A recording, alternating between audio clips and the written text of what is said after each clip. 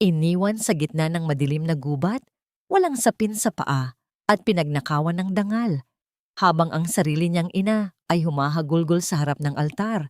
Ibinibenta ang katinoan ng sariling anak para sa yaman. Mama left me, ang pait ng salitang itinuro ng lola sa apo. Isang sumpa, isang kasinungalingan. Ngunit sa bawat pait ng luhang pumatak sa talulot ng sampagita, isang matinding paniningil ang nagpupunla. Sino ang tunay na baliw?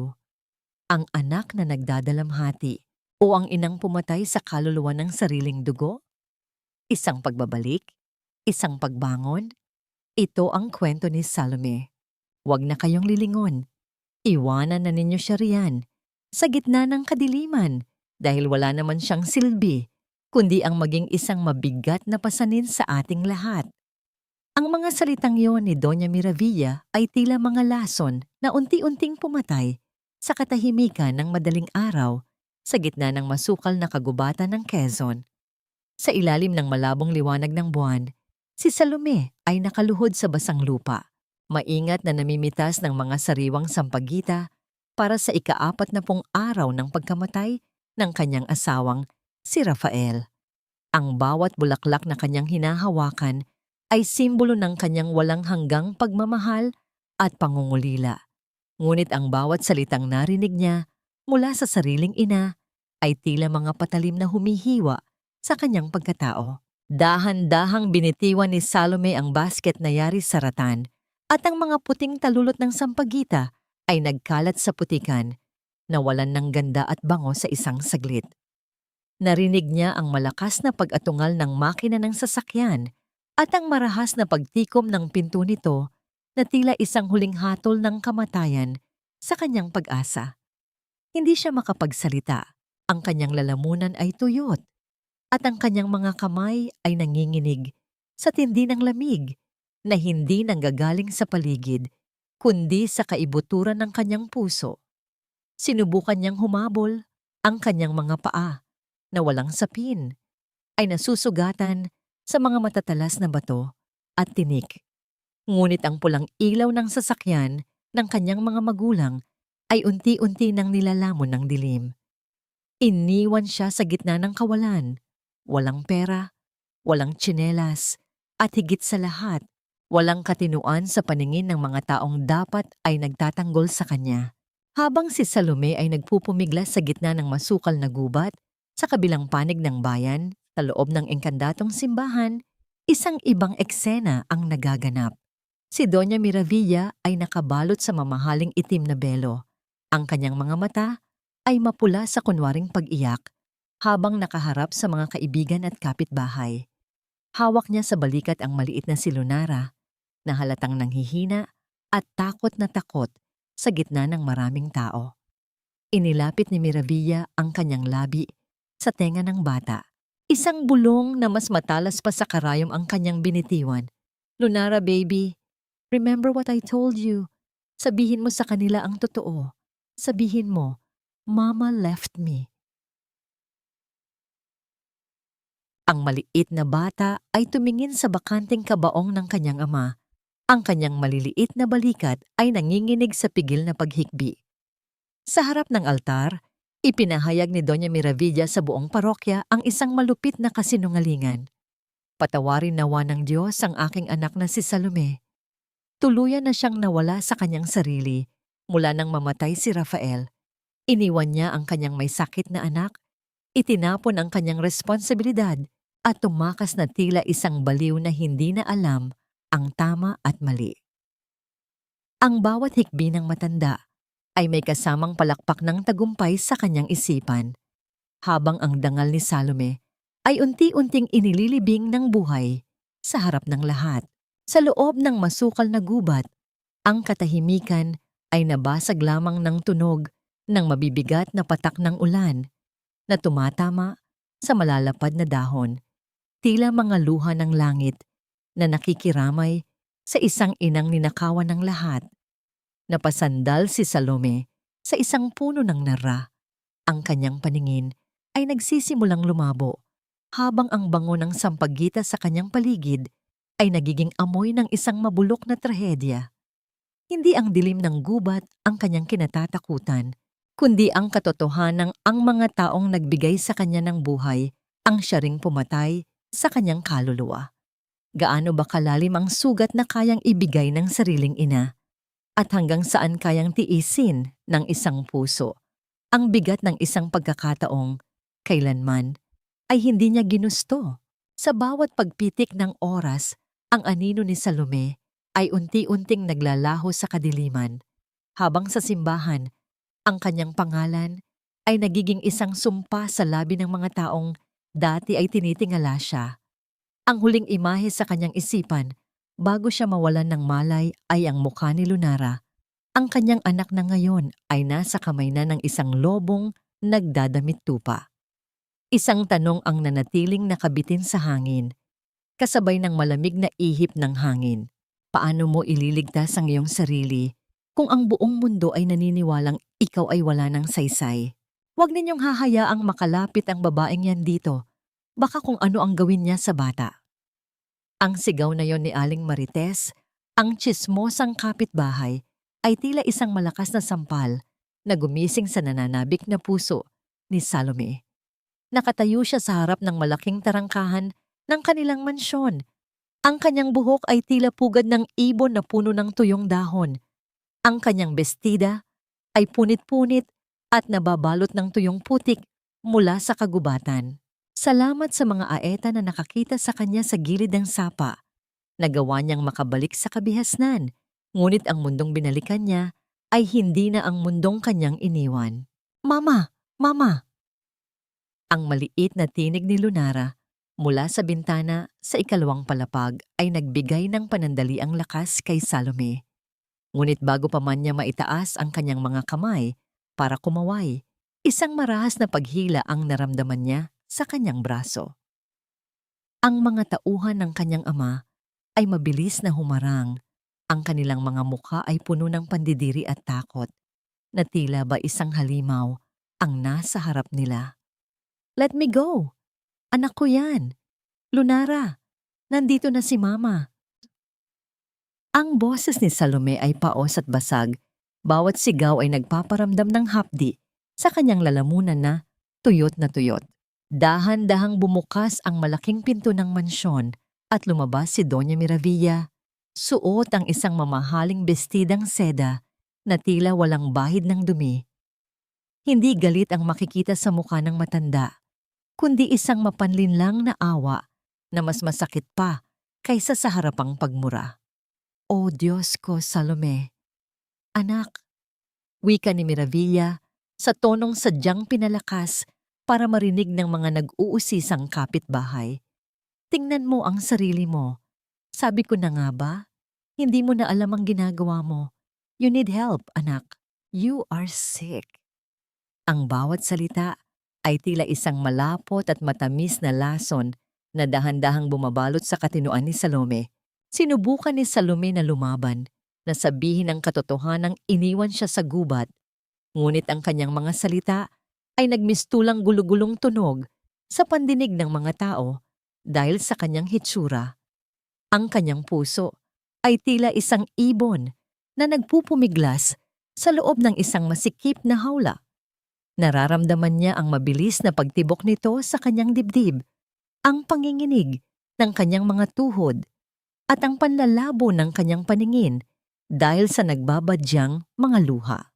Sa bawat paghakbang niya paitaas sa hagdanan, mas lalong humihigpit ang hawak ng mga lalaki sa kanya, hanggang sa maramdaman niya ang malamig na semento ng silid-imbakan kung saan siya itinulak at ikinulong. Sa loob ng madilim at maalikabok na silid, ang tanging maririnig ay ang sariling paghinga ni Salome na puno ng pait. Dahan-dahang lumapit si Doña Miravilla sa rehas ng maliit na bintana ng pinto. Ang kanyang mukha ay wala ng bakas ng awa, kundi isang malamig na determinasyon. Makinig ka sa akin, Salome, bulong ng matanda. Ang boses ay tila isang ahas na gumagapang sa katahimikan. Huwag kang gagawa ng ingay. Huwag mong susubukang sabihin sa kanila ang nangyari sa gubat. Dahil sa oras na magsalita ka, sisiguraduhin kong dadalhin ka sa National Center for Mental Health at hinding-hindi mo na muling makikita si Lunara. Nanginig ang buong katawan ni Salome, ang kanyang mga kuko ay bumaon sa kanyang sariling mga palad hanggang sa makaramdam siya ng hapdi, ngunit mas matindi ang hapdi sa kanyang kalooban. Tumingala siya sa maliit na siwang ng liwanag sa kisame, habang ang anino ng kanyang sariling ina ay unti-unting naglalaho sa labas ng pinto. Ang kanyang buhay ay naging isang buhay na bilangguan sa loob ng isang iglap, at ang susi ay hawak ng taong nagbigay sa kanya ng buhay. Sa katahimikan ng silid, isang tanong ang paulit-ulit na humahampas sa kanyang isipan.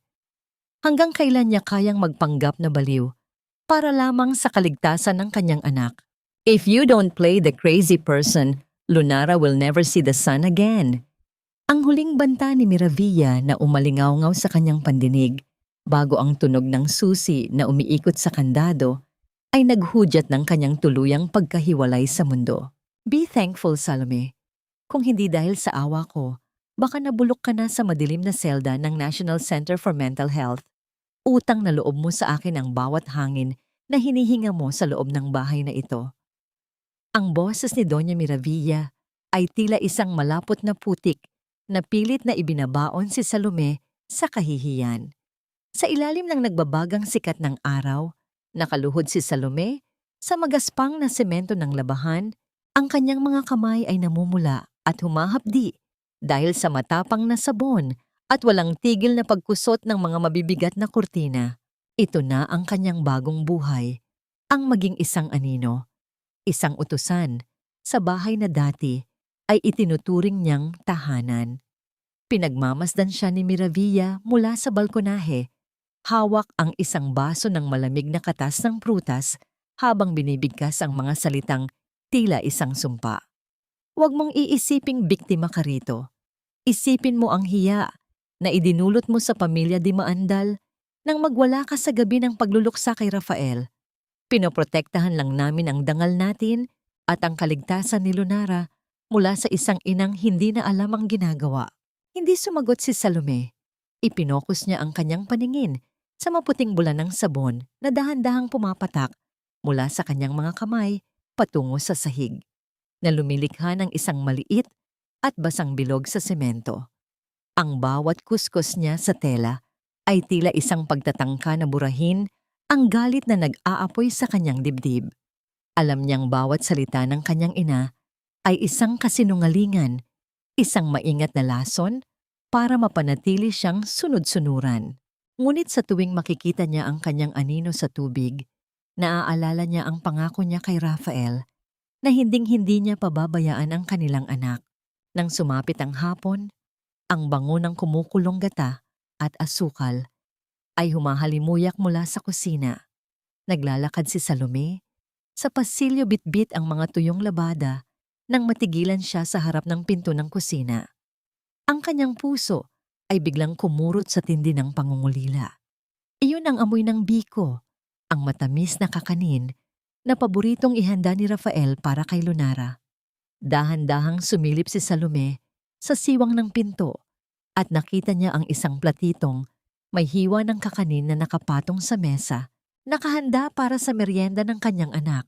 Inilapit niya ang kanyang mukha sa kahoy na pinto. Pilit na nilalanghap ang tamis ng kakanin na tila ba yun lamang ang tanging paraan para mayakap niya ang kanyang anak na kasalukuyang nakakulong sa kabilang silid. Ang bawat butil ng malagkit ay paalala ng mga simpleng pangarap na binuo nila ni Rafael sa ilalim ng puno ng sampagita. Mga pangarap na ngayon ay tila abong tinangay na ng hangin. Huminga siya ng malalim. Ang kanyang mga mata ay nanunubig habang hinahaplos ang malamig na kahoy ng pinto. Iniisip kung naramdaman din ba ng kanyang anak ang pagmamahal na nakahalo sa pagkaing iyon. Napatigil ang kanyang pagmuni-muni nang marinig niya ang malalakas na yabag ng sapatos sa marmol na sahig ng sala. Mabilis siyang nagtago sa likod ng malaking haligi habang nakikita ang pagdating ni Attorney Vidal Santero. Ang abogado ay may bitbit na isang makapal na folder na kulay kape. At sa gitna nito ay isang bilog na tatak na kulay pula, isang opisyal na selyo na tila nagdadala ng masamang balita. Nakita ni Salome ang kanyang ama na si Basilio na sinalubong ang abogado ng may halong kaba at pananabik. Narito na ang mga dokumento. Don Basilio, ang seryosong boses ni Attorney Santero ay umabot sa pandinig ni Salome. Kailangan na lamang ang huling lagda para tuluyang mailipat ang kontrol ng pondo. Ngunit tandaan ninyo, ang selyong ito ay hindi basta-basta mabubura kapag naisagawa na ang transaksyon. Nanigas ang buong katawan ni Salome. Ang kanyang mga mata ay nakapako sa pulang selyo na tila isang bukas na sugat sa puting papel. Anong pondo ang tinutukoy nila? Bakit tila may kung anong mahalagang bagay na pilit na itinatago sa kanya sa ilalim ng mga legal na dokumentong yon? Habang dahan-dahang isinasara ni Basilio ang pinto ng kanyang opisina, naiwan si Salome sa pasilyo. Ang kanyang puso ay mabilis na tumitibok habang ang bango ng matamis na biko ay unti-unting napapalitan ng amoy ng isang mas malalim at mas mapanganib na lihim. Ang bawat sulok ng mansyon ng mga dimaandal ay puno ng mga aninong pilit na kumakawala sa ilalim ng mga nagniningning na chandelier. Ngunit para kay Salome, ang bawat alikabok na kanyang pinupunasan ay tila mga abo ng kanyang nakaraan, habang ang kanyang ina ay abala sa pakikipag-usap sa mga kumari sa telepono tungkol sa darating na handaan. Inutusan si Salome na linisin ang lumang kawanihan sa loob ng library. Isang silid na dati ay puno ng halimuyak ng mga libro ni Rafael, ngunit ngayon ay amoy na ng lumang alak at napanis na lihim. Dahan-dahang binuksan ni Salome ang isang maliit at nakatagong drawer sa ilalim ng lamesa ng kanyang ama. Doon, sa ilalim ng mga lumang resibo at mantsadong papel, ay may nakita siyang isang bagay na nagpatigil sa daloy ng kanyang dugo. Isang butones na kulay perlas, maliit at tila walang halaga, ngunit para kay Salome, iyon ay isang bahagi ng kanyang kaluluwa. Kilala niya ang butones na yon. Siya mismo ang nagtahi niyon sa paboritong polo ni Rafael bago ito umalis sa huling pagkakataon upang maghanap ng trabaho. Ang butones na yon ay may maliit na gasgas sa gilid, isang marka ng pagmamadali niya noong gabing iyon habang masaya silang nagpaplano para sa kinabukasan ni Lunara. Naramdaman ni Salome ang biglang panlalamig ng kanyang mga dulo ng daliri habang hinahawakan ng maliit na piraso ng plastik. Ang butones na dapat ay nasa ilalim ng Conception Bridge kung saan sinabi ng mga pulis na natagpuan ang katawan ni Rafael matapos ang isang aksidente ay narito ngayon sa loob ng lihim na drawer ng kanyang sariling ama. Ang kanyang paghinga ay naging mabigat at putol-putol. Ang kanyang lalamunan ay tila sinasakal ng isang hindi nakikitang kamay habang ang katotohanan ay dahan-dahang gumagapang sa kanyang isipan. Anong ginagawa mo riyan? Ang boses ni Basilio ay tila isang marahas na pagkalabit sa isang sirang kwerdas, puno ng kaba at pagbabanta. Pumasok siya sa silid na lulugo-lugo. Ang amoy ng matapang na gin ay agad na humalo sa amoy ng alikabok. Ang kanyang mga mata ay nanlilisik habang nakatingin sa kamay ni Salome na nakasara ng mahigpit sa butones. Mabilis na itinago ni Salome ang kamay sa likod ng kanyang apron. Pilit na pinapakalma ang panginginig ng kanyang buong katawan. Wala po, tatay. Naglilinis lang po ako ng mga kalat ninyo. Tugon niya sa isang mahinang tinig. Habang ang bawat hibla ng kanyang puso ay nagnanais na sumigaw at magtanong. Hindi sumagot si Basilio. Sa halip ay naupo siya sa kanyang malaking silya at itinukod ang kanyang siko sa lamesa. Ang tunog ng bote ng alak na tumama sa matigas na kahoy ay tila isang babala sa katahimikan ng silid. Hindi mo kailangang maglinis ng kahit ano rito. Lumabas ka na, sabi ni Basilio. Ang kanyang pananalita ay gulo-gulo na dahil sa kalasingan. Masyado kang mausisa sa Salome. Tulad ng asawa mo, masyadong maraming gustong malaman. Tumalikod na si Salome para lumisan Ngunit napatigil siya nang marinig ang mahinang bulong ng kanyang ama na tila kinakausap ang sarili sa gitna ng kanyang kalituhan. Kasalanan niya iyon. Hindi ko naman gustong mangyari iyon sa batis. Kung tumigil lang siya sa pagtatanong tungkol sa lupa, sana ay narito pa siya. Nanigas si Salome sa kinatatayuan. Ang kanyang mga mata ay nanlaki habang pinagmamasdan ang anino ng kanyang ama sa pader. Ang salitang batis ay tila isang kidlat na tumama sa kanyang pandinig. Sa loob ng 3 taon, ang alam ng lahat ay nahulog si Rafael sa tulay sa gitna ng malakas na ulan, malayo sa anumang batis sa Quezon.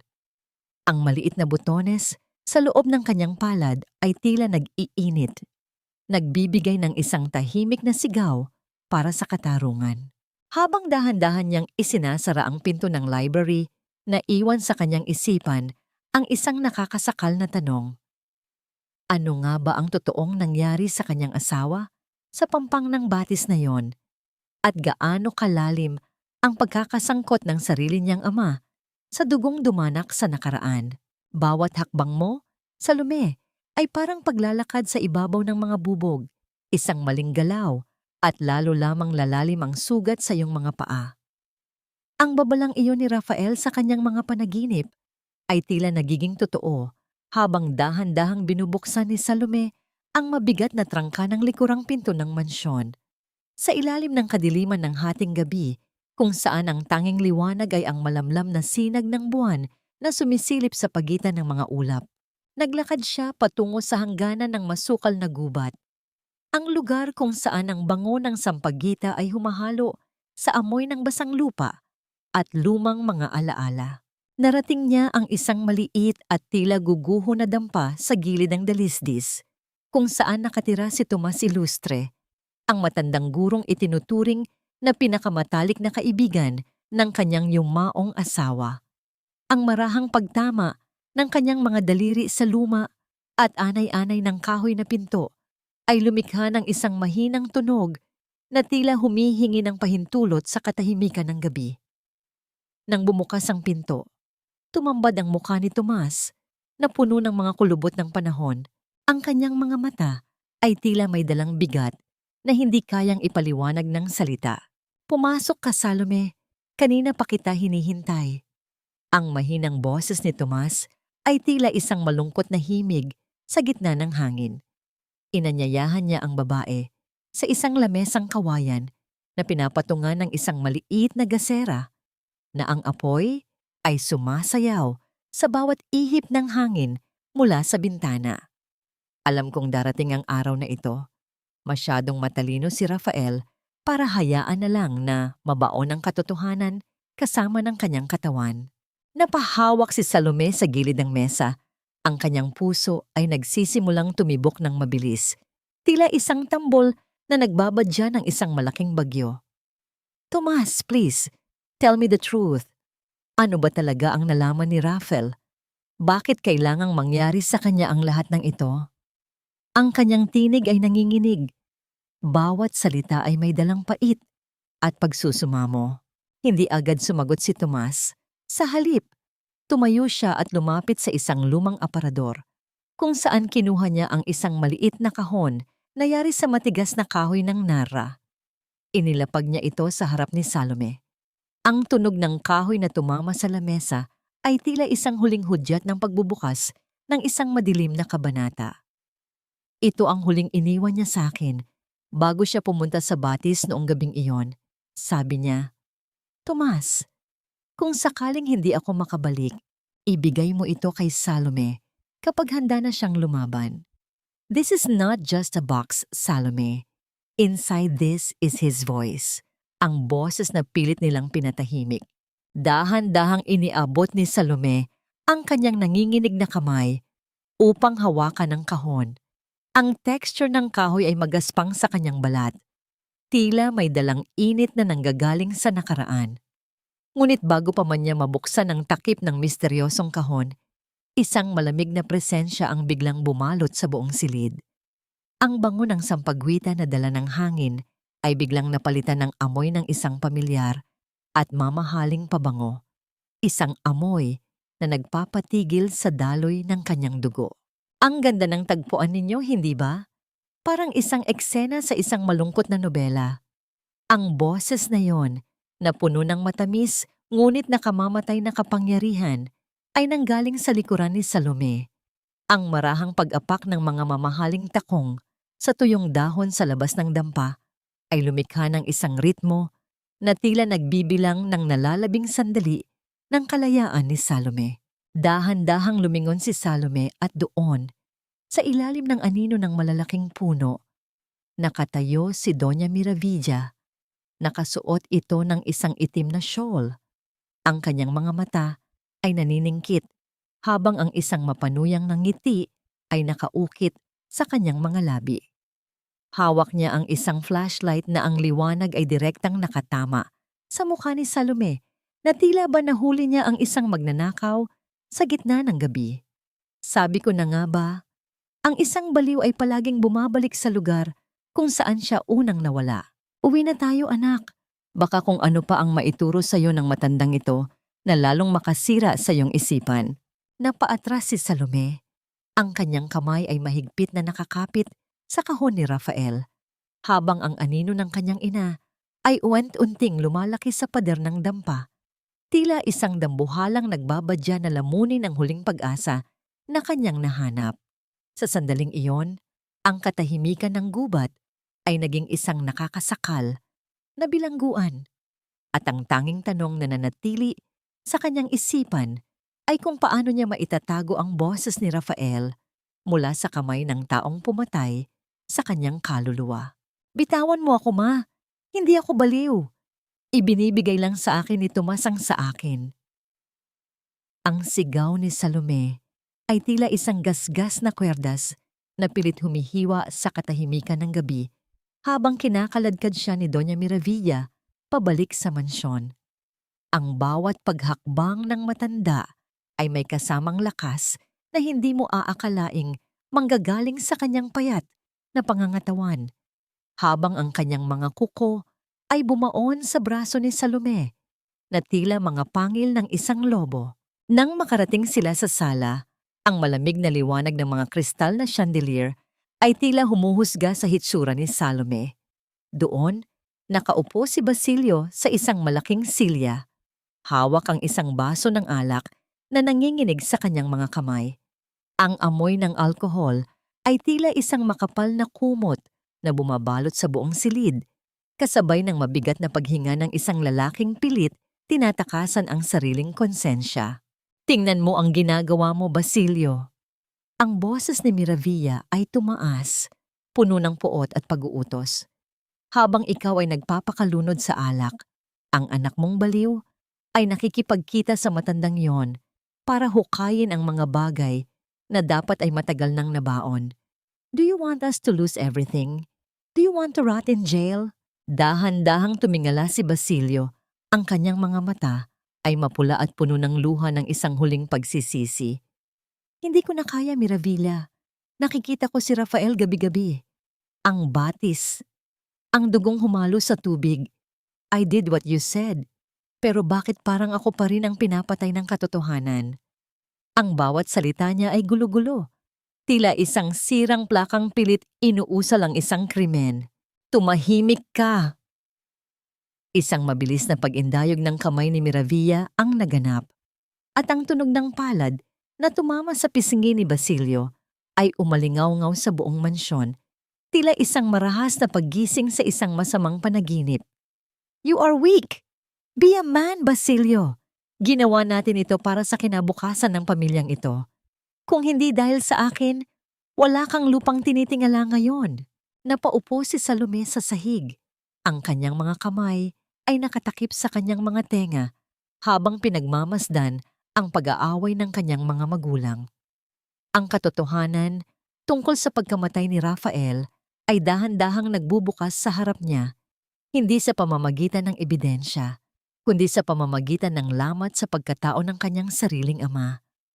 Ngunit ang sakit na nararamdaman niya ay agad na napalitan ng isang matinding takot nang mapansin niya ang isang maliit na figura sa itaas ng hagdanan. Si Lunara. Ang bata ay nakatayo roon, nakasuot ng kanyang puting pantulog. Ang kanyang maliliit na kamay ay nakahawak ng mahigpit sa railings. Ang kanyang mukha ay kasing puti ng papel. Ang kanyang mga labi ay nanginginig habang pinagmamasdan ng kanyang lola na sinasampal ang kanyang lolo at ang kanyang ina na nakalugmok sa sahig na tila isang basahan. Mama! Ang mahinang tinig ni Lunara ay halos hindi marinig. Tila isang huling hininga ng isang naghihingalong kandila.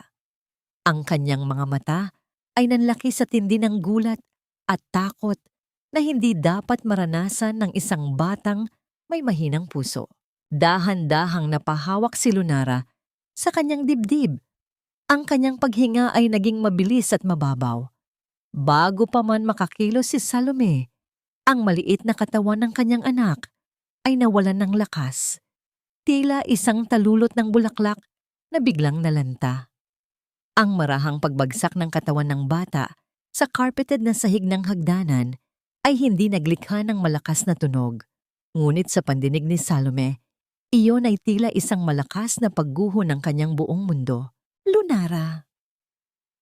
Ang sigaw ni Salome ay tila isang hayop na nasugatan habang pilit siyang bumabangon para abutin ang kanyang anak. Ngunit ang malamig na titig ni Miravilla ay humarang sa kanya. Isang harang na mas matigas pa sa pader ng semento, habang ang katahimikan ng mansyon ay muling binalot ng amoy ng kamatayan at panlilinlang. Ikaw ang may kasalanan nito. Ang presensya mo ang lason sa batang ito. Ang boses ni Doña Miravilla ay tila isang matalim na kidlat na muling bumasag sa katahimikan habang mabilis niyang itinutulak si Salome palayo sa nakahandusay na si Lunara. Ang bawat pagsubok ni Salome na abutin ang kanyang anak ay hinaharangan ng mga tauhan ni Basilio. Ang kanilang mga bisig ay tila mga pader ng bakal na walang pakiramdam. Pinanood ni Salome sa gitna ng kanyang mga luha at pagsusumamo kung paano binuhat ng isang katulong ang walang malay na bata patungo sa loob ng silid, habang ang pintuan ay marahas na isinara sa kanyang harapan.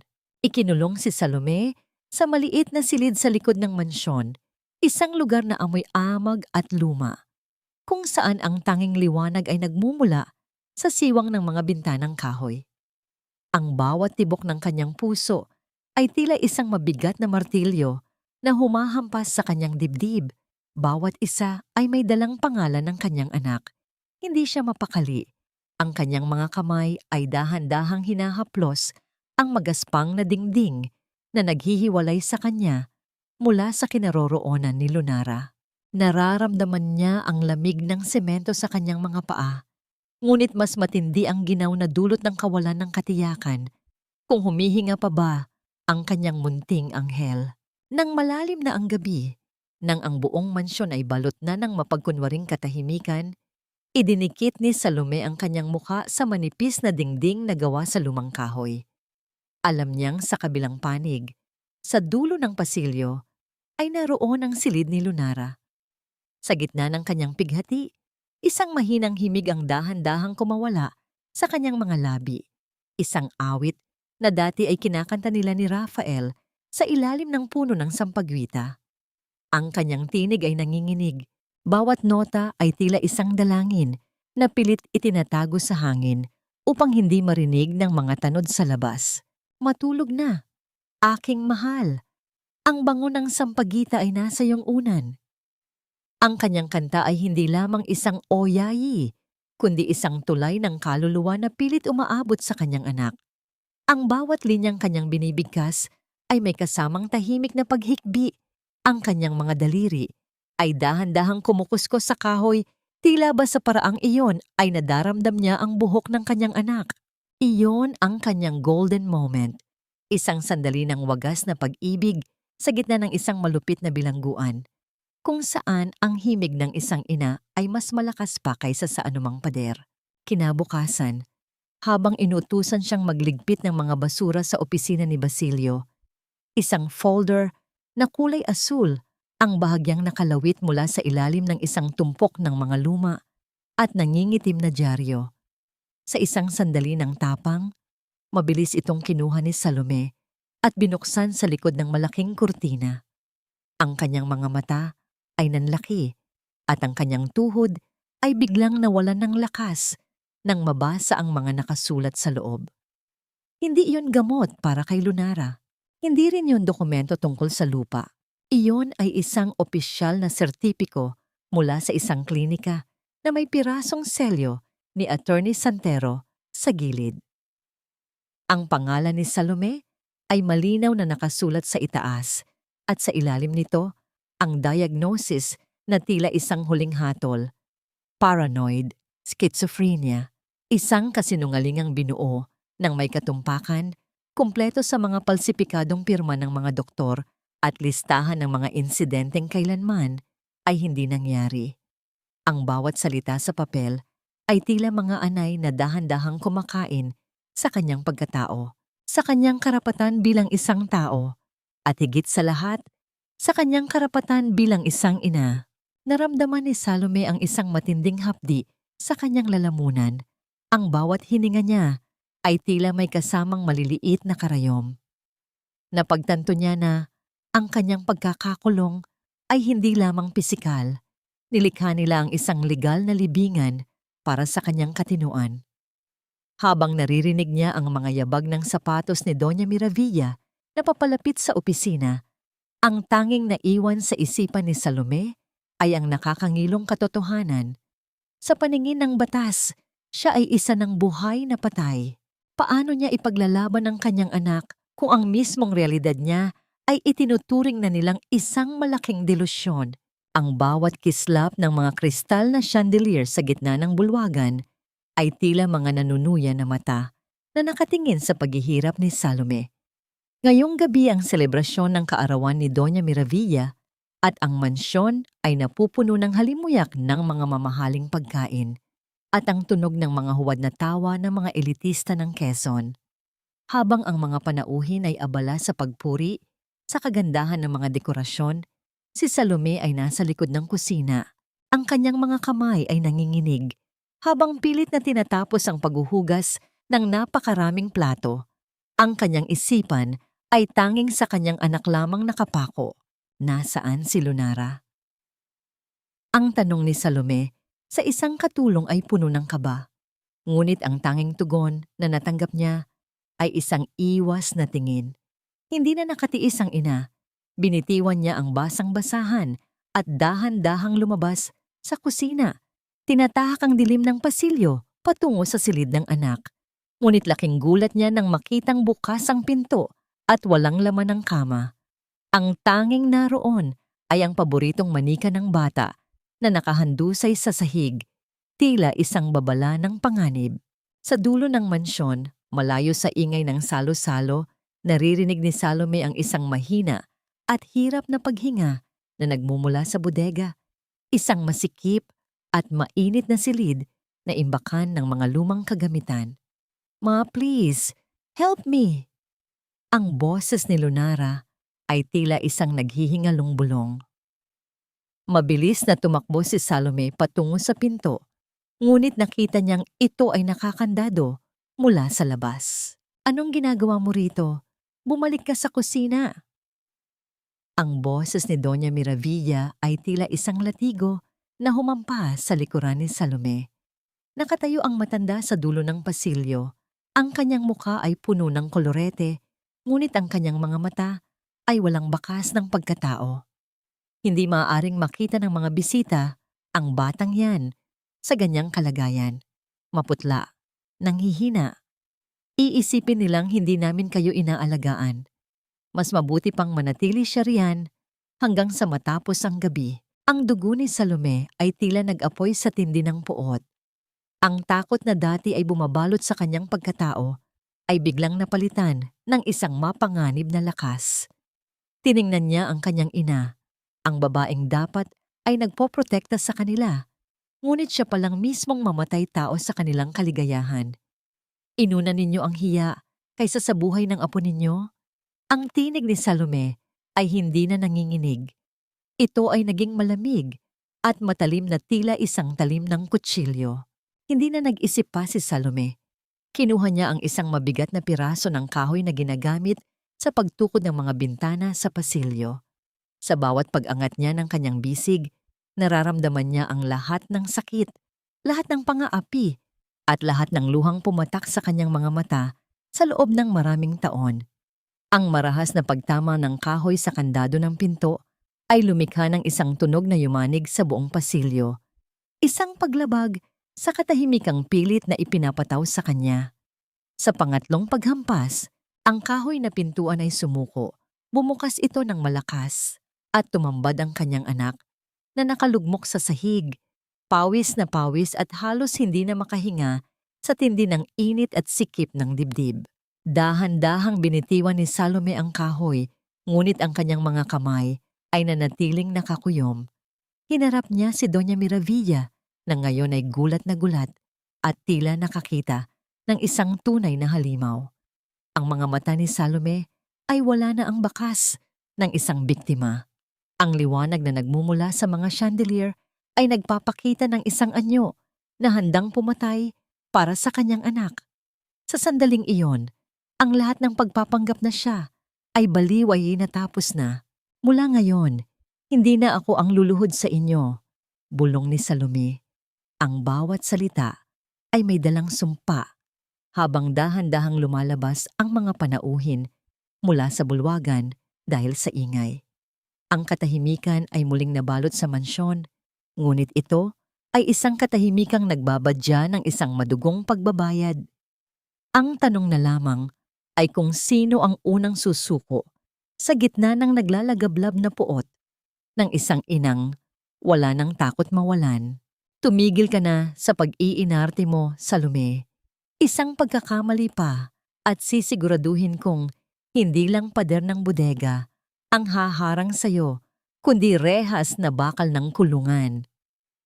Ang boses ni Doña Miravilla ay tila isang nagngangalit na apoy sa gitna ng sala, habang ang mga huling panauhin ay nagmamadaling lumabas, bit-bit ang mga bulong-bulungan tungkol sa baliw na anak ng mga dimaandal. Ngunit sa halip na sumigaw pabalik, si Salome ay nanatiling nakatayo sa gitna ng bulwagan. Ang kanyang mga mata ay walang emosyon, nakatingin sa kawalan na tila ba ang kanyang kaluluwa ay lumisan na sa kanyang katawan. Ito ang simula ng kanyang bagong laro. Alam ni Salome na ang marahas na pag-atake ay magbibigay lamang ng dahilan sa kanyang ina na tuluyan siyang ilayo kay Lunara. Kaya naman, dahan-dahan niyang ibinaba ang kanyang mga balikat. Hinayaan niyang manginig ang kanyang mga labi at nagsimulang humuni ng isang malungkot at tila walang katuturang himig. Ang kanyang pagbabago mula sa isang nagngangalit na ina patungo sa isang tila nawawala sa sariling katinuan ay naging mabilis at nakakapangilabot. Nakita niya ang pag-aalinlangan sa mga mata ni Miravilla, isang tagumpay para kay Salome. Ang kailangan niya ay ang manatili sa loob ng mansyong ito upang mahanap ang katotohanan at ang kabaliwan, ang kanyang magiging pinakamabisang baluti. Sa mga sumunod na araw, naging isang buhay na anino si Salome. Naglalakad siya sa mga pasilyo ng walang kibo, paminsan-minsan ay kinakausap ang mga dingding o kaya ay tumititig sa mga bulaklak ng sampagwita sa hardin ng maraming oras. Ngunit sa likod ng mga matang tila walang nakikita, ang kanyang mga pandama ay mas naging matalas pa sa talim ng balisong. Habang ang kanyang ina ay abala sa muling pag-aayos ng kanilang nasirang reputasyon, si Salome ay nagmamasid. Bawat galaw ni Basilio, bawat pagbisita ni Attorney Santero, at bawat dokumentong iniiwan sa ibabaw ng lamesa ay itinatala niya sa kanyang memorya. Isang gabi, habang nagpapanggap siyang naglilinis ng mga alikabok sa madilim na sulok ng library, narinig niya ang pag-vibrate ng isang telepono sa ibabaw ng lamesa ni Basilio. Ang tunog na yon, na tila isang kulisap na nagpupumigla sa katahimikan, ay agad na sinundan ng pamilyar na boses ni Attorney Santero mula sa kabilang linya. Dahil sa kalasingan, ini-loudspeaker ni Basilio ang tawag, hindi namamalayan ang presensya ng kanyang anak na tila isang estatwa sa dilim. Don Basilio, kailangan na nating pirmahan ang transfer papers bago magtapos ang buwan. Ang boses ng abogado ay puno ng pagmamadali at kaba. Masyado nang mainit ang mga mata ng mga tao sa labas at ang tungkol sa misteryosong lalaking tumatawag sa opisina ko. Mukhang alam niya ang tungkol sa tunay na halaga ng property sa Quezon. Huwag nating hayaang makialam siya, kundi ay pare-pareho tayong babagsak. Nanigas ang buong katawan ni Salome. Ang kanyang kamay na may hawak na basahan ay mahigpit na nakakuyom. Sino ang misteryosong lalaking ito? At anong transfer ang tinutukoy nila na tila ba may hinahabol silang oras? Ang bawat impormasyong kanyang naririnig ay tila mga piraso ng isang malaking puzzle na dahan-dahang nabubuo sa kanyang isipan. Hindi lamang ito tungkol sa kanyang katinuan. Ito ay tungkol sa isang malawakang pagnanakaw sa kanyang kinabukasan at ng kanyang anak. Nang matapos ang tawag, dahan-dahang lumabas si Salome sa library. Ang kanyang mga hakbang ay walang tunog sa ibabaw ng makapal na carpet. Pumasok siya sa silid ni Lunara at dahan-dahang hinaplos ang noo ng kanyang anak na mahimbing na natutulog. Sa dilim, ang mga mata ni Salome ay nagliliyab sa isang bagong uri ng determinasyon. Hindi na siya ang biktima na iiyak sa sulok. Siya na ngayon ang mga ngaso na naghihintay ng tamang pagkakataon upang sumakmal. Ang tanong na lamang na naiwan sa kanyang isipan habang pinagmamasdan ang liwanag ng buwan na sumisigaw ng katarungan ay kung sino ang taong nasa likod ng mga tawag na kinatatakutan ng kanyang mga kaaway. Ang bawat hakbang ni Salome palayo sa mansyon ay tila pagtakas mula sa isang malawak na libingan na pilit siyang ibinabaon ng buhay. Sa ilalim ng maputlang liwanag ng buwan, ang kanyang anyo ay tila isang ligaw na kaluluwa na naglalakad sa gilid ng kalsada. Ang kanyang buhok ay gulo-gulo at ang kanyang mga mata ay nakatingin sa kawalan, isang maskarang sadyang isinuot upang hindi siya pigilan ng mga gwardiya sa tarangkahan. Inakala ng lahat na siya ay muling nilalamon ng kanyang kabaliwan. Ngunit sa loob ng kanyang isipan, ang bawat alaala ni Rafael ay nagsisilbing isang maliwanag na sulo na nagtuturo ng daan patungo sa katarungan. Narating niya ang pampang ng Batis, ang lugar na binanggit ng kanyang ama sa gitna ng kalasingan. Ang amoy ng basang lumot at ang malamig na simoy ng hangin ay agad na bumalot sa kanyang pagkatao.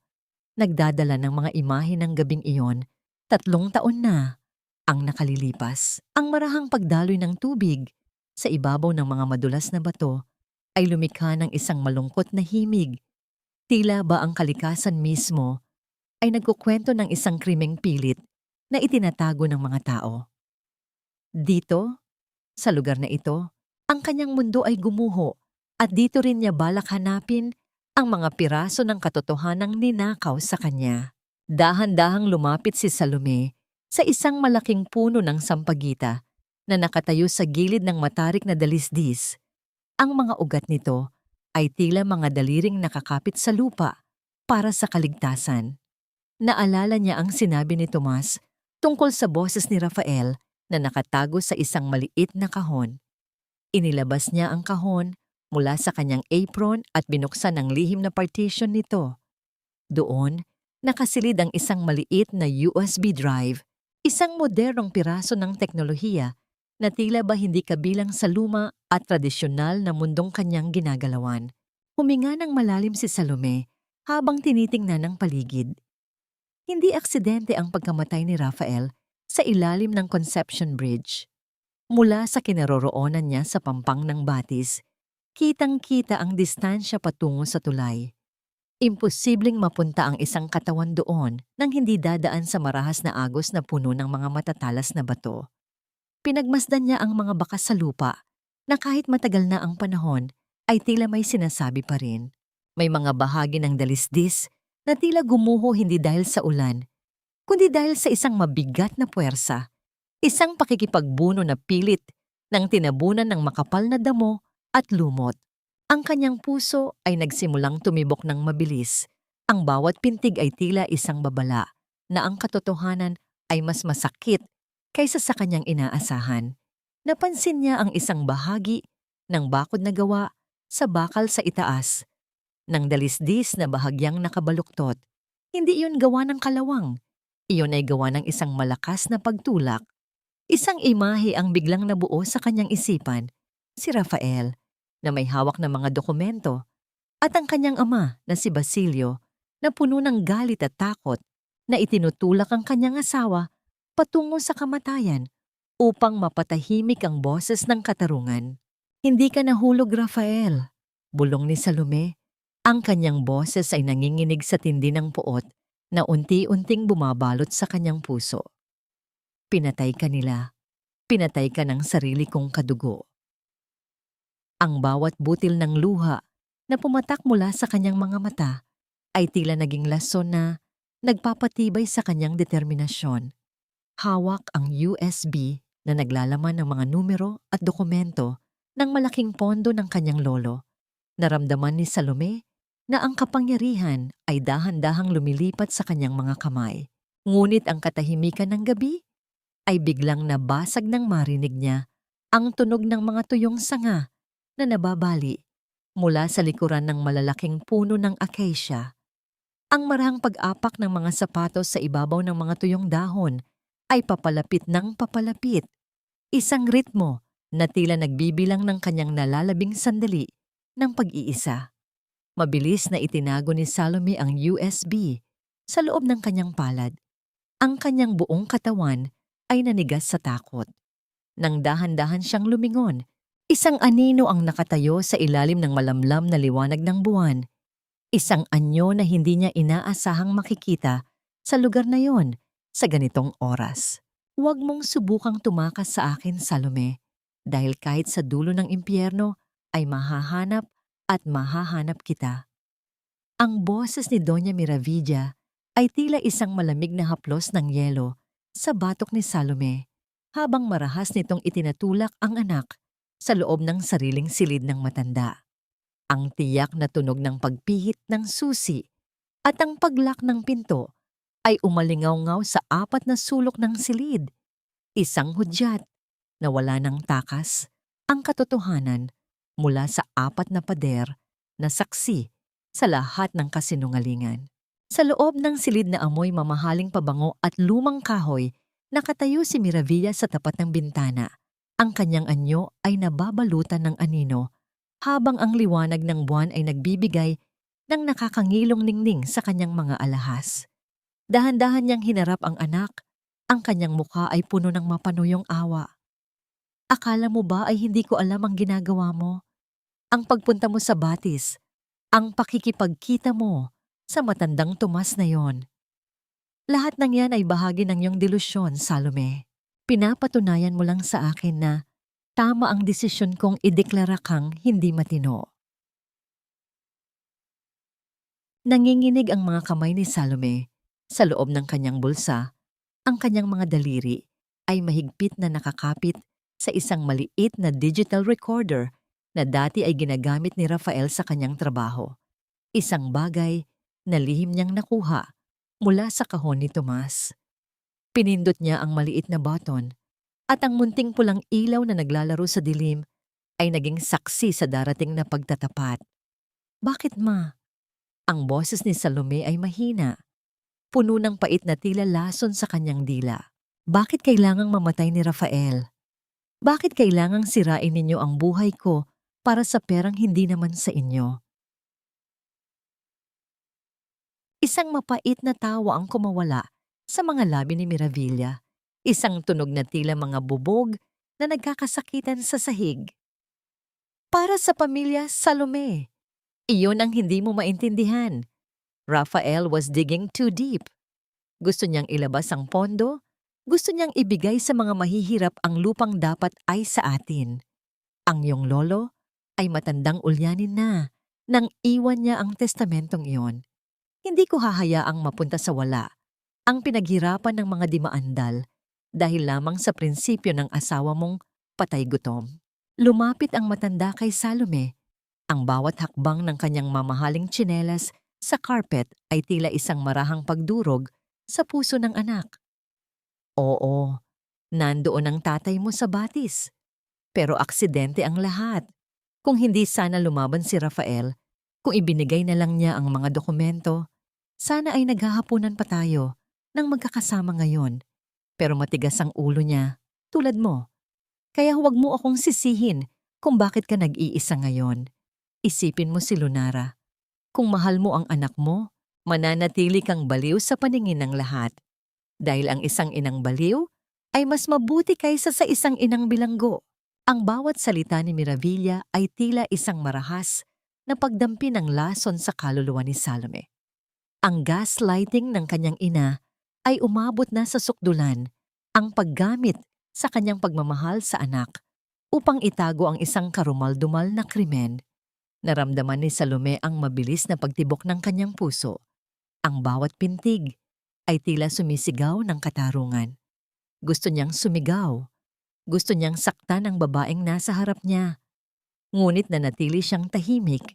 Ang kanyang mga mata ay nakapako sa anino ng kanyang ina na tila isang dambuhalang sumasakal sa buong silid. "You are a monster, Ma." Bulong ni Salome. Ang kanyang boses ay tila nagmumula sa ilalim ng lupa. "No, Salome." Sagot ni Miravilla habang dahan-dahang hinahaplos ang pisngi ng anak, isang haplos na tila paggapang ng isang ahas. "I am a mother who protects her legacy. At ikaw?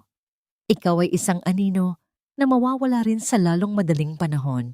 Nang talikuran siya ng kanyang ina at lumabas ng silid, naiwan si Salome sa dilim. Inilabas niya ang recorder mula sa kanyang bulsa. Ang munting pulang ilaw ay patuloy na kumikislap. Ang boses ng demonyo ay nakakulong na ngayon sa loob ng kanyang palad. Ngunit sa kabila ng tagumpay na ito, isang nakakapangilabot na takot ang bumalot sa kanya. Alam ni Miravilla ang lahat, at ang bawat sulok ng mansyong ito ay naging isang bitag na handang bumagsak sa anumang sandali. Ang boses ng demonyo ay nasa loob na ng aking palad, ngunit ang boses na ito ay walang silbi kung mananatili itong nakakulong sa loob ng 4 na pader na ito. Ang bawat hininga ni Salome sa gitna ng dilim ay tila isang panalangin para sa isang himala. Alam niyang sa oras na sumikat ang araw, ang kanyang bawat galaw ay babantayan na ng mas mahigpit pa kaysa sa isang bilanggo. Sa ilalim ng kanyang higaan, mahigpit niyang hinahawakan ang recorder at ang USB drive ni Rafael, ang mga gamit na tila nagbabaga sa kanyang balat dahil sa bigat ng katotohanang taglay ng mga ito. Isang mahinang tunog ng paggalaw ng mga bisagra ng pinto ang gumising sa kanyang diwa. Ang dahan-dahang pagbukas nito ay nagpatagos ng isang manipis na guhit ng liwanag mula sa pasilyo. Pumasok si Aling Marta, ang matandang nurse na itinalaga ni Miravilla upang magbantay sa katinuan ni Salome.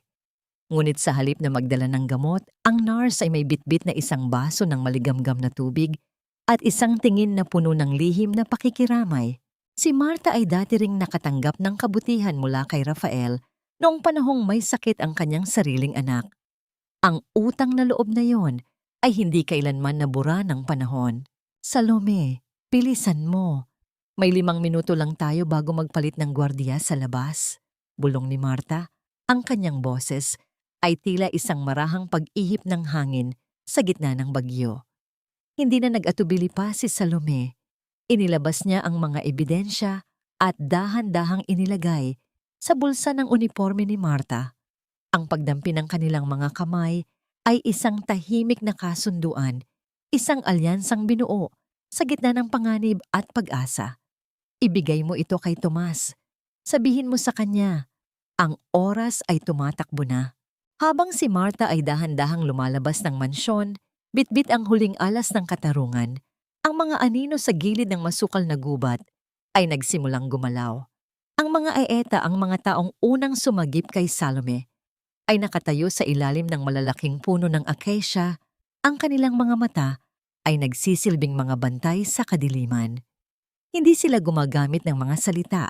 Ang kanilang presensya ay sapat na upang malaman ni Tomas Ilustre na naghihintay sa pampang ng batis na ang misyon ay nagsisimula na.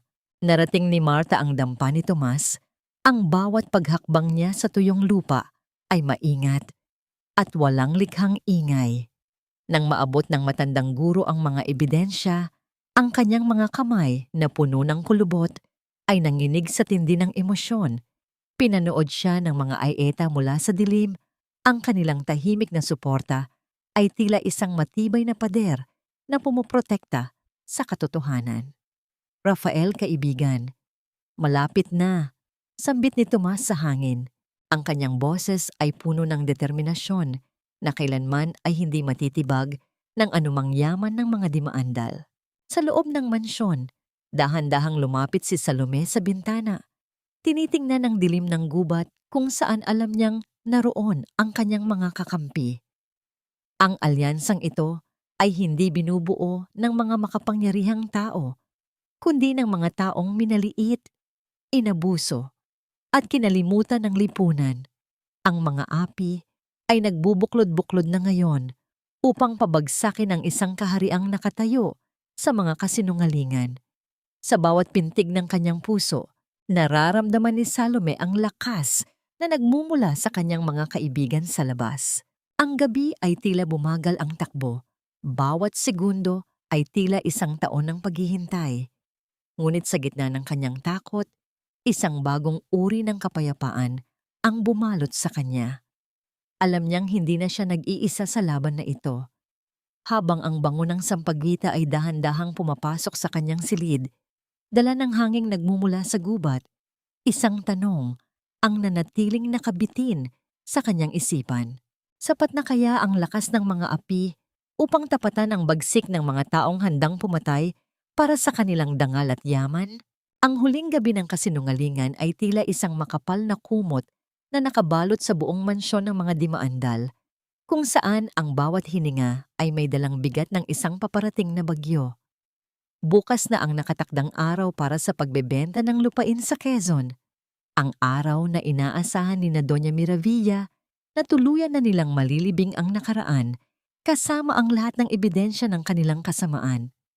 Ngunit sa loob ng kanyang madilim na silid, nakatayo si Salome sa harap ng bintana. Pinagmamasdan ang mga anino ng mga puno na tila mga daliring nakaturo sa langit, humihingi ng katarungan.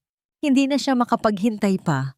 Sa gitna ng katahimikan, dahan-dahan niyang binuksan ang kanyang pinto. Ang tunog ng pagpihit ng kandado ay tila isang malakas na hudyat sa kanyang pandinig, kahit na sa katotohanan ay halos wala itong nalikhang ingay. Tinahak niya ang pasilyo patungo sa silid ni Lunara. Ang kanyang mga hakbang ay tila paglakad sa ibabaw ng mga bubog. Maingat at puno ng kaba. Nang makapasok siya, bumungad sa kanya ang mahimbing na tulog ng kanyang anak. Ang mukha nito ay payapa sa ilalim ng liwanag ng buwan.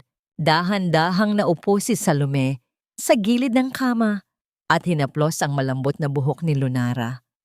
Ang bawat haplos niya ay may dalang pangako. Ang kanyang mga mata ay nanunubig habang pinagmamasdan ang munting anghel na naging dahilan ng lahat ng kanyang pagtitiis. Bukas, Lunara. Bulong niya sa isang tonong halos hindi marinig ng hangin. Bukas ay malalaman mo kung gaano kakamahal ni Mama. Hindi na tayo magtatago. Hindi na tayo matatakot. Yun ang kanyang golden moment. Isang sandali ng wagas na pag-ibig na nagbibigay sa kanya ng lakas na harapin ang anumang panganib na naghihintay sa labas ng pintong yon.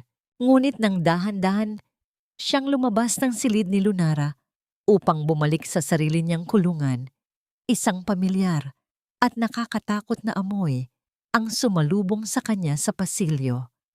Ang matapang na amoy ng alak na humahalo sa amoy ng pawis at takot. Doon, sa gitna ng madilim na pasilyo, nakatayo ang kanyang ama na si Basilio.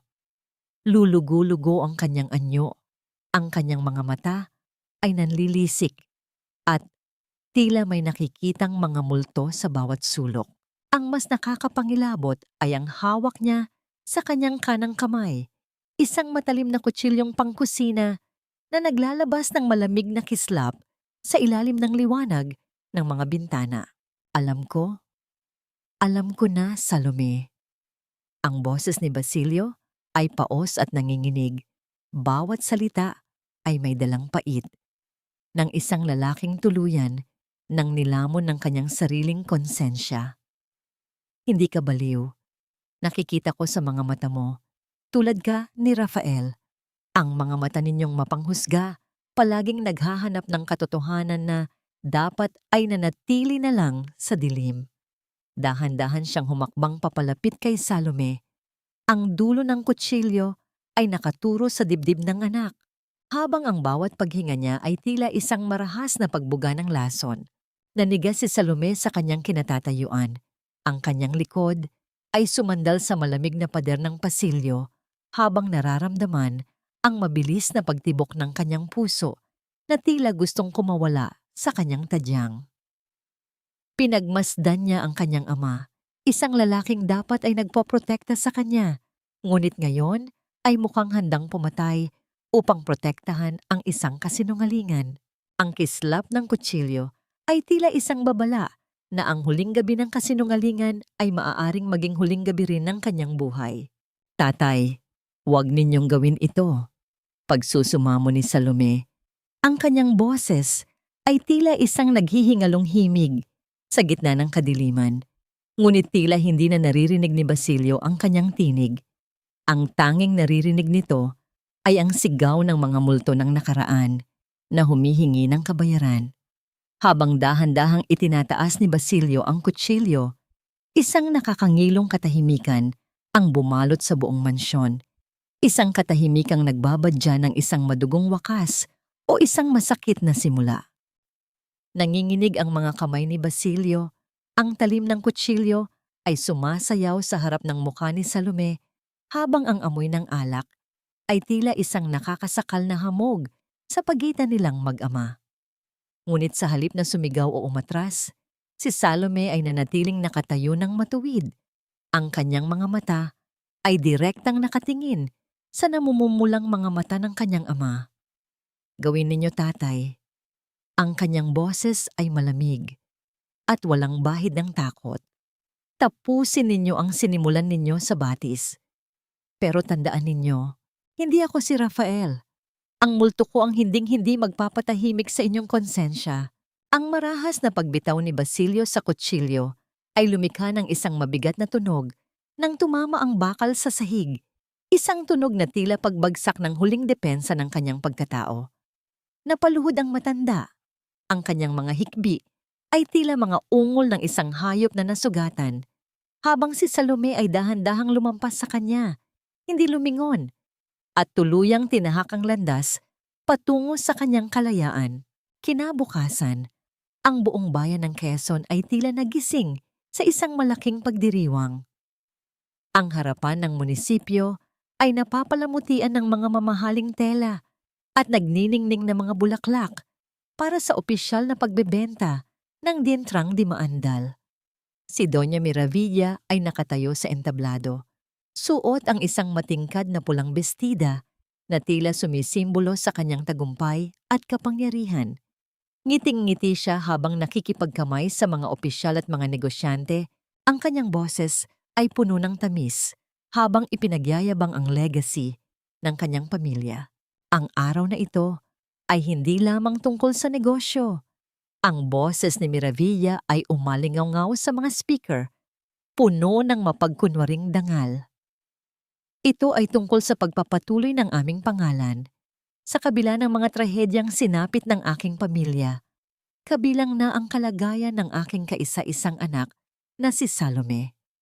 Isang maingat na pagpahid ng kunwaring luha ang kanyang ginawa, na umani ng mga bulong ng pakikiramay mula sa mga manonood. Ngunit ang lahat ay napatigil nang ang malaking gate ng munisipyo ay dahan-dahang bumukas. Isang babae ang pumasok, nakasuot ng isang simpleng puting bestida na kasing puti ng mga bulaklak ng sampagita. Ang kanyang buhok ay maayos na nakapusod, ang kanyang mukha ay maliwanag at walang bakas ng kahit anong sakit sa isip. Si Salome, Ang bawat hakbang niya sa ibabaw ng semento ay may dalang awtoridad na nagpatahimik sa buong paligid. Ang mga bulong-bulungan ay tila isang dambuhalang alon na kumalat sa karamihan. Ang baliw na anak ay narito at hindi siya mukhang baliw. Anong ginagawa ng babaeng yan dito? Ilabas ninyo siya. Ang sigaw ni Miravilla ay bahagyang pumiyok. Ang kanyang muka ay biglang namutla sa ilalim ng makapal na kolorete. Ngunit bago pa man makakilos ang mga gwardya, isang malakas na ugong mula sa sound system ang namayani sa buong plaza. Hindi ito ang boses ng host. Hindi rin ito ang background music ng seremonya. Ang boses na lumabas sa mga loudspeaker ay ang boses ni Doña Miravilla, malamig, mapanghamak, at tapat sa kanyang kasamaan. Oo, nandoon ang tatay mo sa batis, pero aksidente ang lahat. Hindi ko hahayaang mapunta sa wala ang pinaghirapan ng mga dimaandal dahil lamang sa prinsipyo ng asawa mong patay gutom. Ang bawat salita ng pagtatapat na naitala ni Salome sa kanyang recorder noong gabing iyon ay narinig ng bawat taong naroroon. Ang katahimikan sa munisipyo ay naging nakakangilo. Tila ba ang lahat ay nakalimutang huminga habang ang katotohanan ay dahan-dahang hinuhubaran ng reyna ng kanyang korona. Pinanood ni Salome ang kanyang ina na unti-unting nanghihina sa entablado. Ang mga mata nito ay nanlilisik sa takot at pagkabigla habang ang buong bayan ay nakatingin sa kanya ng may pandidiri.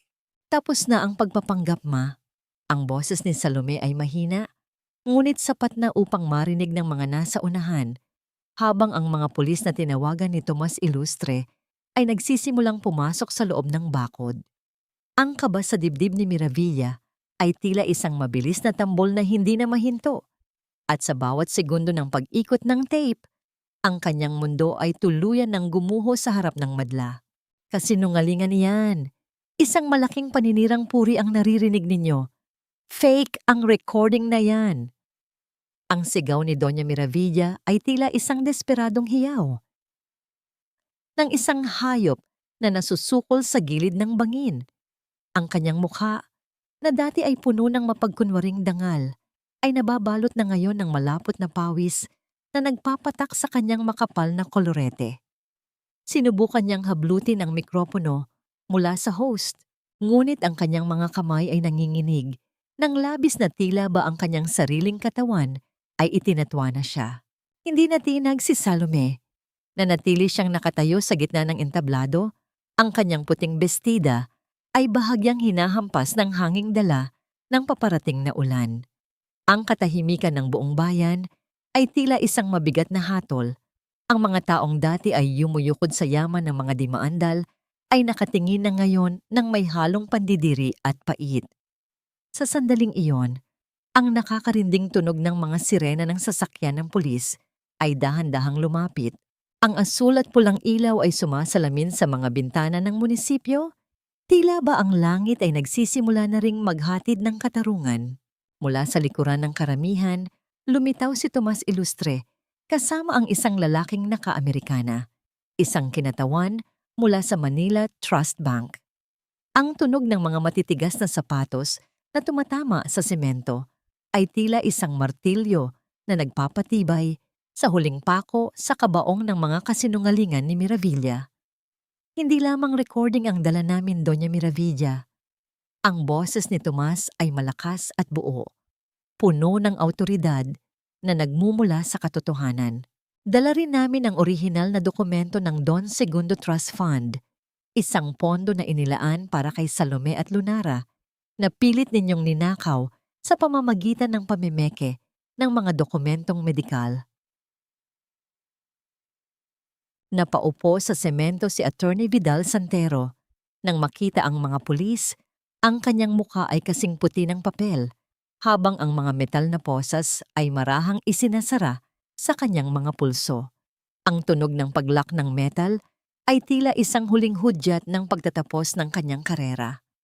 Si Basilio, sa kabilang banda, ay lulugo-lugo habang inaalalayan ng mga opisyal. Hindi niya magawang tumingin sa kanyang anak. Ang kanyang mga balikat ay nakayuko sa bigat ng hiya na kailanman ay hindi na mabubura sa kasaysayan ng kanilang pamilya. Hindi ninyo pwedeng gawin ito sa akin.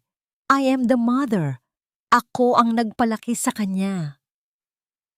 Ang huling hiyaw ni Miravilla tungkol sa utang na loob ay tila isang nakakaawang eko sa gitna ng plaza habang siya ay dahan-dahang inaakay ng mga pulis patungo sa naghihintay na sasakyan. Ang bawat hakbang niya ay sinusundan ng mga mapanghusgang mata ng bayan, isang parusang hiya na mas masakit pa kaysa sa anumang rehas na bakal. Sa gitna ng kaguluhan, isang maliit at pamilyar na boses ang bumasag sa pader ng emosyon sa dibdib ni Salome. Mama, si Lunara ay tumatakbo patungo sa entablado. Inaalalayan ni Aling Marta. Ang maliit na bata ay tila isang sinag ng araw pagkatapos ng isang malakas na bagyo. Mabilis na lumuhod si Salome at sinalubong ang kanyang anak ng isang mahigpit na yakap. Ang pagdampi ng maliit na pisngi ni Lunara sa kanyang balikat at ang bango ng sampagitang nakasukbit sa damit ng bata ay naging sapat na kabayaran para sa lahat ng kanyang hirap. Iyon ang kanyang golden moment, isang sandali kung saan ang mundo ay tila huminto sa pag-ikot. Sa harap ng buong bayan, ang baliw na ina ay naging simbolo ng wagas na pagmamahal at katatagan. Ang bawat luha na pumatak mula sa mga mata ni Salome ay hindi na luha ng pait, kundi luha ng kalayaan. Habang pinagmamasdan niya ang paglayo ng sasakyan ng pulis, nalulan ang kanyang mga magulang. Isang malalim na buntong hininga ang kumawala sa kanyang dibdib. Ang katarungan ay hindi lamang tungkol sa pagpapakulong sa mga may sala, kundi tungkol sa pagbawi sa sariling dangal at sa kinabukasan ng kanyang munting anghel. Mama, are we going home now? Tanong ni Lunara habang nakatingala sa kanyang ina. Tumingin si Salome sa langit kung saan ang mga ulap ay dahan-dahang nahahawi upang bigyang daan ng liwanag. Yes, baby. Uuwi na tayo sa tahanang wala ng mga anino. Ngunit sa kabila ng tamis ng tagumpay, alam ni Salome na ang tunay na hamon ay nagsisimula pa lamang. Ang muling pagbuo ng isang buhay mula sa mga abo ng isang nasirang kahapon.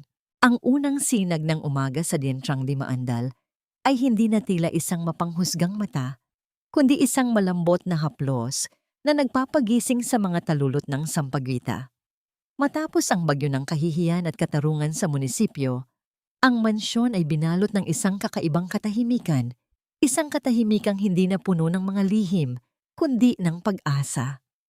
Si Salome ay nakatayo sa balkonahe, suot ang isang malinis na bestidang bulaklakin. Pinagmamasdan ang malawak na lupain na ngayon ay muling bumabalik sa kanyang mga kamay.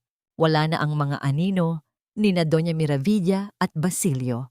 Sa ilalim ng kadiliman ng nagdaang gabi, matapos magpiyansa para sa pansamantalang kalayaan habang dinidinig ang kaso, ang mag-asawa ay napilitang lisanin ang bayan ng Quezon. Ang bawat hakbang nila patungo sa sasakyan ay sinundan ng mga titig na puno ng paniningil mula sa kanilang mga dating utusan at kapitbahay.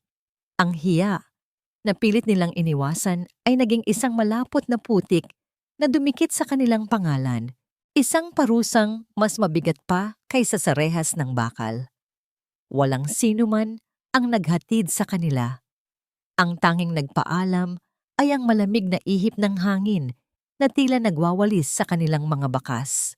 Dahan-dahang binuksan ni Salome ang malalaking bintana ng mansyon, ang marahang paggalaw ng mga kurtinang seda at ang pagpasok ng sariwang hangin ay tila isang paghinga ng malalim ng buong bahay.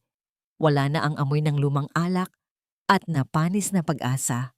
Ngayon, ang bawat sulok ay dahan-dahang napupuno ng halimuyak ng kumukulong gata mula sa kusina, kung saan si Aling Marta ay nagluluto ng kakanin para sa mga aeta at mga manggagawang tumulong sa pagbawi ng dientrang. Mama, look! Ang daming flowers! Ang masayang sigaw ni Lunara ay nagmula sa hardin. Nakita ni Salome ang kanyang anak na tumatakbo sa pagitan ng mga halaman. Ang kanyang pisngi ay mayroon na ring kulay ng rosas at ang kanyang paghinga ay hindi na tila isang hirap na paghatak ng hangin. Simula nang mawala ang takot sa loob ng mansyong ito, ang puso ng bata ay tila nakahanap ng sariling ritmo ng paggaling. Iyon ang kanyang golden moment. Ang makitang malayang naglalaro ang kanyang anak sa lupang dati ay naging kulungan nila. Dahan-dahang bumaba si Salome at sinalubong ang kanyang mga kaibigan. Naroon si Tomas Ilustre, hawak ang isang lumang libro ni Rafael at ang mga pamilyang Aeta na naging katuwang niya sa dilim. Sa harap ng lahat, pinalitan ni Salome ang lumang karatula ng dientrang. Ang bagong pangalan ay nakasulat sa isang matigas na kahoy ng Nara, kanlungan ni Rafael. Hindi na lamang ito isang pribadong ari-arian. Sa ilalim ng pamumuno ni Salome, ang kanlungan ay magiging isang Nong Trai Kong Dong, isang lugar kung saan ang mga biyuda, mga ulila at mga inang tulad niya na minaliit ng lipunan ay makakahanap ng trabaho at proteksyon. Ang bawat butil ng malagkit na itatanim at bawat bulaklak ng sampagita na pipitasin ay magiging simbolo ng kanilang kolektibong pagbangon. Habang palubog ang araw, dahan-dahang hinaplos ni Salome ang kanyang dibdib, kung saan nakatago ang laket na may larawan ni Rafael. Ang katarungan ay nakamit na, at ang yaman ay nabawi na, ngunit alam niyang ang pinakamahalagang pamana na iniwan ng kanyang asawa ay hindi ang pera sa bangko, kundi ang dambuhalang kakayahan niyang magmahal at magpatawad. Habang pinagmamasdan niya ang masayang tawanan ng mga tao sa paligid ng isang mahabang mesa, isang tanong ang nanatili sa kanyang isipan. Isang tanong na may dalang matamis na pait. Paano mo nga ba tuluyang mapapatawad ang mga taong sumira sa iyong kahapon upang masilayan ang tunay na liwanag ng iyong bukas? Ang bango ng sampagita sa gabing iyon ay mas matamis kaysa sa dati, tila isang huling bulong ng pasasalamat mula sa lupang hindi na muling mababalot ng dilim. Ang bawat patak ng hamog sa umaga ay tila mga kristal na sumasalamin sa bagong simula ng buhay ni Salome, habang ang araw ay dahan-dahang sumisipol sa pagitan ng mga dahon ng malalagong puno sa kanlungan ni Rafael. Lumipas na ang isang taon mula nang mawasak ang pader ng mga kasinungalingan sa munisipyo. Ang dientrang na dati ay saksi sa mga lihim na pag-iyak at pagmamalupit ay isa na ngayong buhay na paraiso para sa mga pusong naghahanap ng kalinga. Nakatayo si Salome sa harap ng isang puting puntod na napapalibutan ng mga busilak na bulaklak ng sampagita. Ang marahang paghaplos ng hangin sa kanyang mukha ay tila isang pamilyar na yakap na nagmumula sa kabilang buhay. Dahan-dahan niyang inilapag ang isang sariwang kumpol ng bulaklak sa ibabaw ng marmol na may nakaukit na pangalan, Rafael Alcantara. Wala na ang hapdi sa kanyang dibdib. Ang tanging naiwan ay ang init ng pagmamahal na kailanman ay hindi nabaon ng lupa. Rafael, love, tingnan mo ang ating anak. Mahinang bulong ni Salome habang pinagmamasdan si Lunara mula sa malayo. Ang bata ay masiglang tumatakbo kasama ang mga anak ng mga manggagawa.